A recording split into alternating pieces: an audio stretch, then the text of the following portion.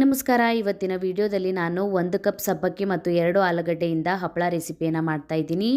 ಈ ಹಪ್ಪಳನ ನೀವು ವರ್ಷ ಪೂರ್ತಿ ಸ್ಟೋರ್ ಮಾಡಿನೂ ಇಟ್ಕೊಳ್ಬೋದು. ಅದಕ್ಕಾಗಿ ಸಬ್ಬಕ್ಕಿಯನ್ನು ವಾಶ್ ಮಾಡ್ಕೊಂಡ್ಬಿಟ್ಟು ಇದನ್ನು 8 ಗಂಟೆವರೆಗೂ ನೆನೆಯೋದಕ್ಕೆ ಬಿಡಬೇಕು. 8 ಗಂಟೆ ಆಗಿದ್ಮೇಲೆ ನೋಡಿ, ಈಗ 2 ಆಲೂಗಡ್ಡೆಯನ್ನು ಸಿಪ್ಪೆಯನ್ನು ತೆಕ್ಕೊಂಡ್ಬಿಟ್ಟು ಗ್ರೇಟ್ ಮಾಡ್ಕೊತಾ ಇದ್ದೀನಿ. ಗ್ರೇಟ್ ಮಾಡ್ಕೊಂಡ್ಬಿಟ್ಟು ಆಲೂಗಡ್ಡೆಯನ್ನು ಸರಿಯಾಗಿ ವಾಶ್ ಮಾಡ್ಕೊಳ್ಳಿ.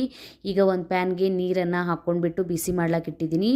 ಹಸಿಮೆಣಸಿನ್ಕಾಯಿ ಪೇಸ್ಟ್, ರುಚಿಗೆ ತಕ್ಕಷ್ಟು ಉಪ್ಪು, ನೆನೆಸ್ಕೊಂಡಿರುವಂಥ ಸಬ್ಬಕ್ಕಿನ ಹಾಕ್ಕೊಂಡ್ಬಿಟ್ಟು ಬೇಯಿಸ್ಕೊಳ್ಳಿ. ಈಗ ನಾವು ಆಲೂಗಡ್ಡೆಯನ್ನು ಹಾಕ್ಕೊಂಡ್ಬಿಟ್ಟು ಬೇಯಿಸ್ಕೊಳ್ಬೇಕು. ಈಗ ನೋಡಿ, ಆಲೂಗಡ್ಡೆ ಮತ್ತು ಸಬ್ಬಕ್ಕಿ ಬೆಂದಿದೆ.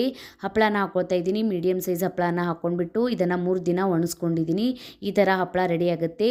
ಈಗ ನಾನು ಒಂದು ಫ್ರೈ ಮಾಡಿ ತೋರಿಸ್ತಾ ಇದ್ದೀನಿ.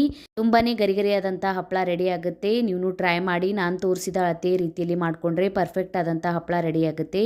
ಫುಲ್ ಡೀಟೇಲ್ ವಿಡಿಯೋನ ಯೂಟ್ಯೂಬ್ ಚಾನಲಲ್ಲಿ ಅಪ್ಲೋಡ್ ಮಾಡಿದ್ದೀನಿ. ನೀವು ಹೋಗಿ ನೋಡ್ಕೊಳ್ಳಿ. ಇನ್ಸ್ಟಾಗ್ರಾಮ್, ಫೇಸ್ಬುಕ್ಕಿಗೂ ಫಾಲೋ ಮಾಡಿ.